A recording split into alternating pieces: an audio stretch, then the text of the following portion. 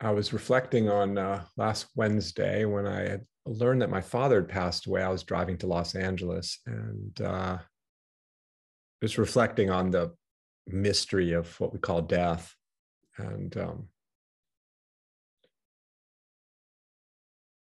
just feeling into that. And just the image came to me of that often does of the ocean and and its waves that it makes, and feeling like it was just so clear to me that the form that I knew and related to and saw as my father, that was this, amazing, phenomenal wave, this wave of creation, and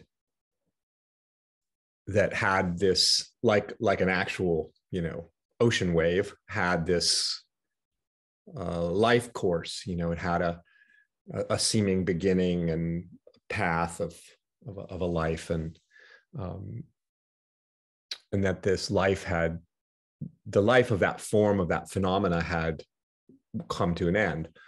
And just as the life of the wave, when we look at the wave coming out of the sea, it looks like it has this life, it runs its course, and then it seems like it no longer is, it disappears, right?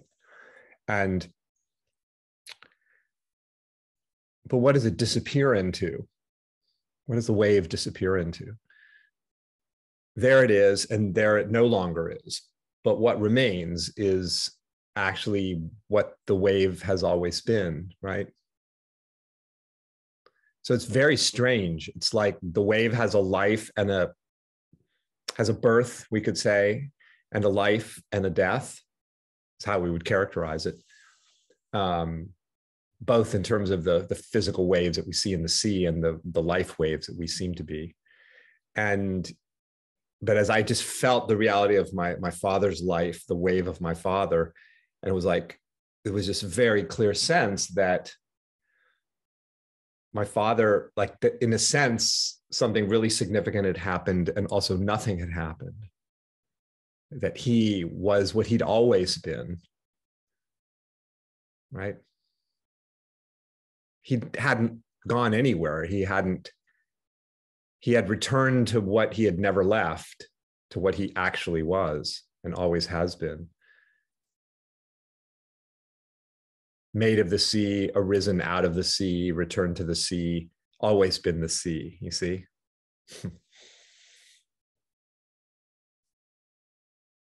It's not just a metaphor. It's not just a metaphor. And there was that feeling of like, he's come home. He's come home to what he's always been, the return to what he's always been. As I wrote about in a song that I wrote, I don't know, quite a few years ago, called No Returning. I said in the song, there can be no returning to what we've always been. So in a sense, there's no returning, right? Because you've never left. We've never left the ground. We've never left the root. We've never left source, whatever that is. That's what we are. And as I was driving down the road, feeling that sense of home, of my father returning home, and realizing that that is what's happening now. There's just home. And if you want to call it returning, all there is the constant returning, or the never departing. It's the same thing, right?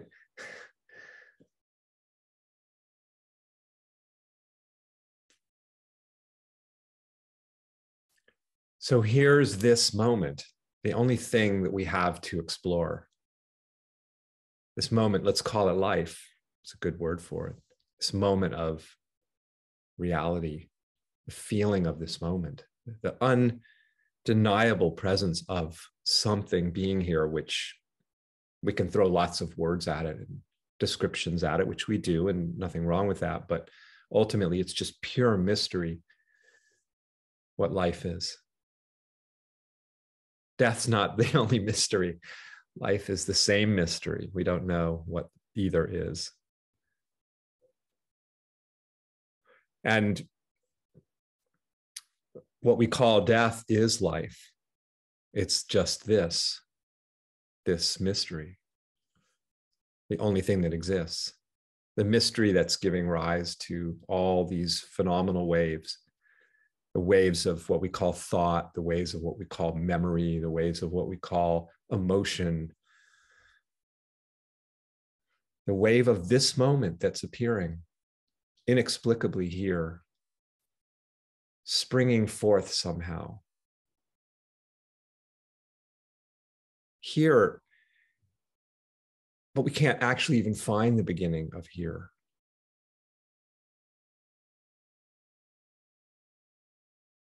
Here is just simply here. And it's absolutely timeless, right? There's no beginning to this.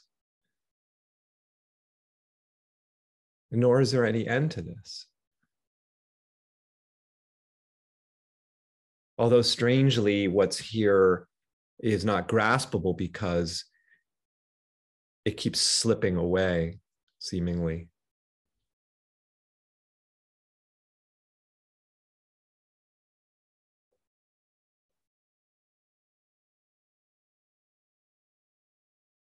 I mean, some thought appears, and its appearance is its disappearance, isn't it? Just like the sound of my voice. As it springs forth, the sound, the emergence of the sound is it's vanishing as it's arising, right? So is it arising or is it disappearing? Is it coming or is it going? Is it being born? The sound of my voice, is it being born and taking shape, or is it dying as it's being born? It's not determined. We can't determine which one it is.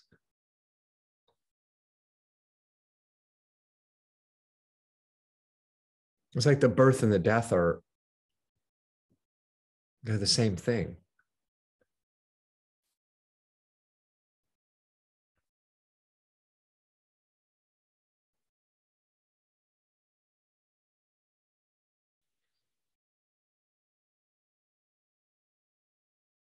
Very curious. There's such a clear sense of the radical, ever vanishing, impermanent nature of what's here. The waves just disappearing, not here for any time. And yet there's this feeling of the indestructible nature of this. It always is. And yet it's always vanishing. It always is.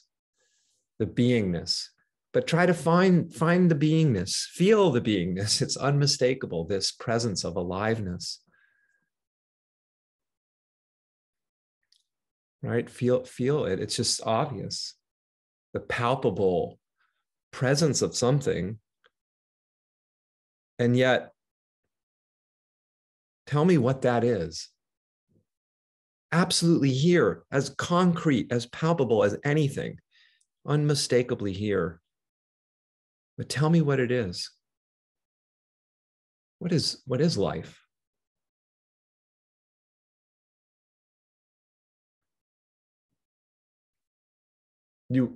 If I ask you if you were alive, if you felt the vitality of this moment, the aliveness of this moment, you would say yes. Here it is, this, alive, living, vibrating, pulsing. Well, what is it? What is pulsing? What is alive? What is this? It's pure mystery. It cannot be found, and yet here it is.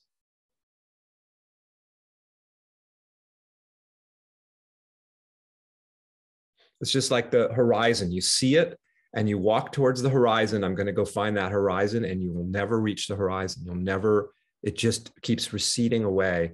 And you go to find any phenomena that's so clearly here, any thought, any feeling, any perception, any memory, any emotion, anything. You go to look for it, go right now, go to find it, and it'll just keep evading. It'll just keep moving away It just is just unfindable.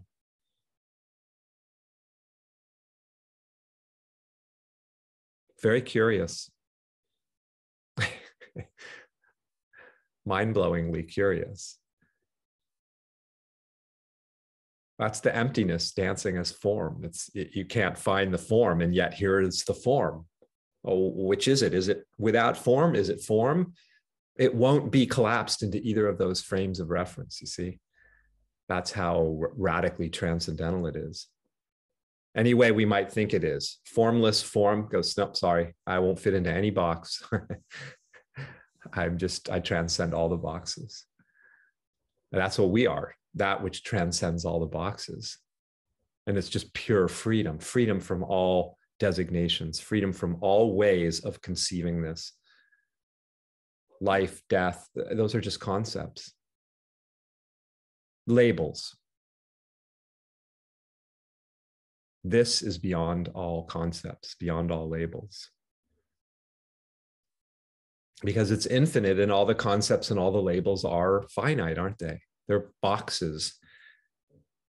The mind tries to make sense of this, and it's just can't make sense of it in any sort of conceptual way. It's immeasurable. It can't be measured with our concepts.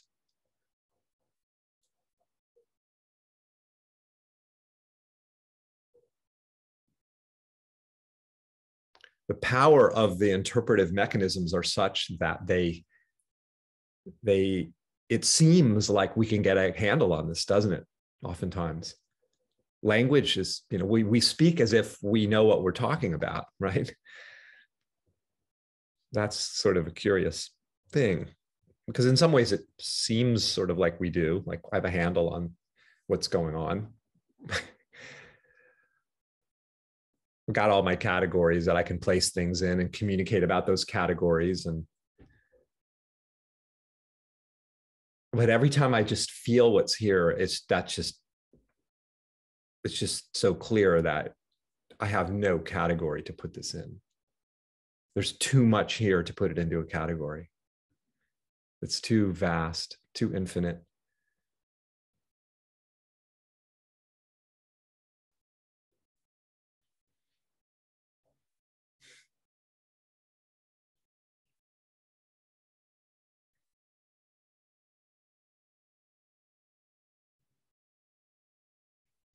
Let yourself feel well, how can I say it? The implications of that. The implications of not being able to put this into a box of conceptualization. Any box. But there's absolutely no way to conceive of what this is. To conceive of what you are.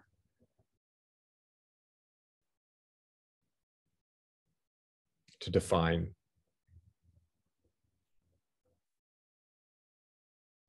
Because the definitions seem to put a limit around you, around reality, right? That's what the definitions do. They put the limit. This is the limit. This is what it is as distinguished from something else. That's the limit we put around the moment when we define it. But this moment has no limit. It has no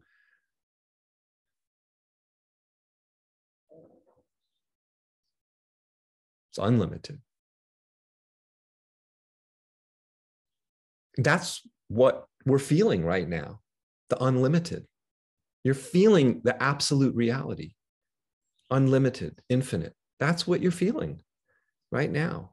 It's nothing, there's nothing else to feel. It's just that the consciousness, the part of consciousness that is designating and defining leads us to believe, to imagine that we've limited it, we've defined it, we've put it in a frame.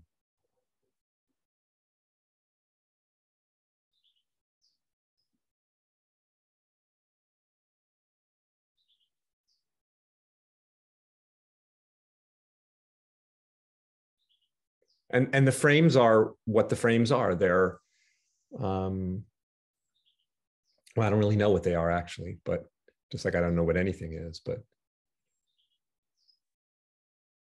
I'm hearing what I would call a bird singing outside my window right now, right? I don't know if you can hear it, but what am I actually hearing?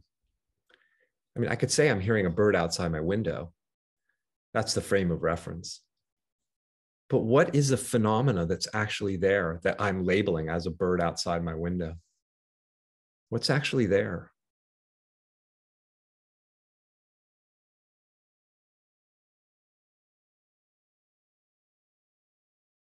I mean, what is a sound? The sound that the bird makes. What is that? What is sound? Oh, it's vibration, something vibrating. What is that? What does that mean? Something, what is that? What's vibrating? I mean, any time we try to explain it, it just falls apart, doesn't it? Isn't that, it's extraordinary, isn't it?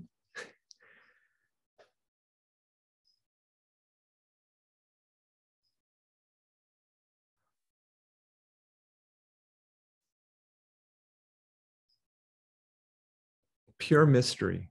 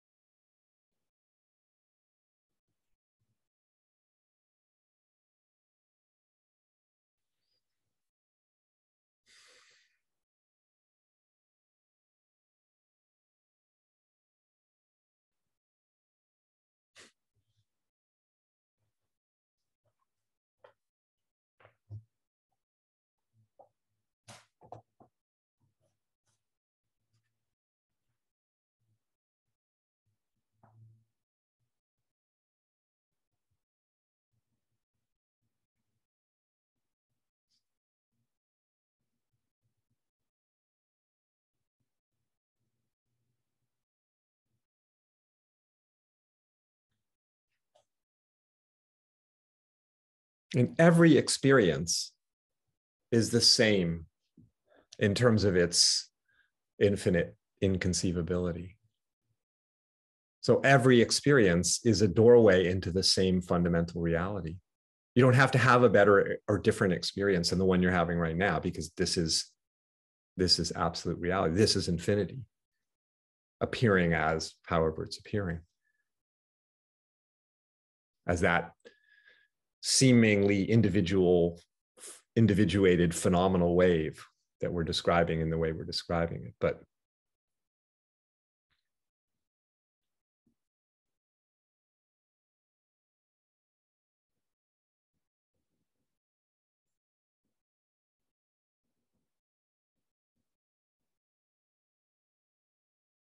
so yes, from one perspective, these phenomenal waves pop up and we go, oh, there's a wave. And we name the wave and we describe its shape and form.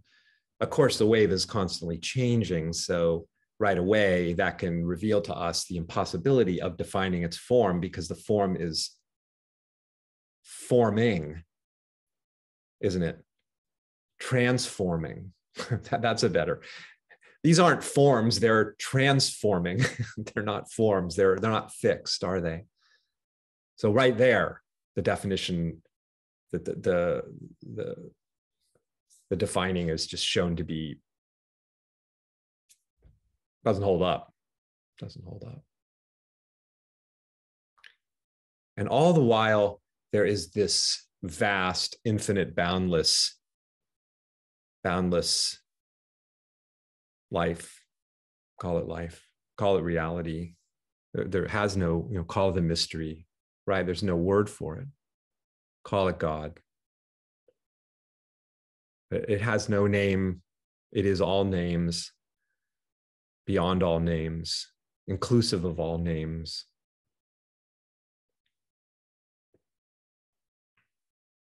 And it's certainly home. It's the only thing that exists. So, of course, it's home. There's no other place. There's just this place, this placeless place that is all places, all spaces.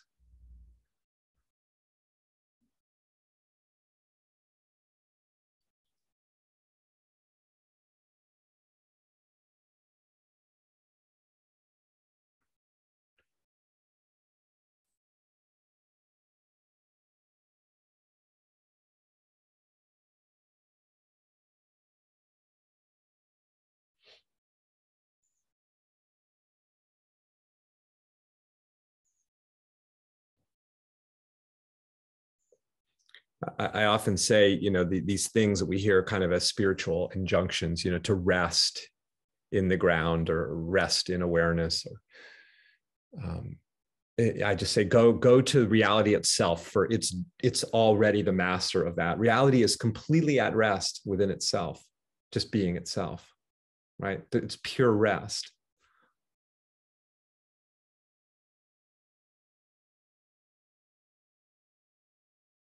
Because there's not something or someone resting in something else. There's just the ground of being. It's perfectly at ease, perfect equanimity.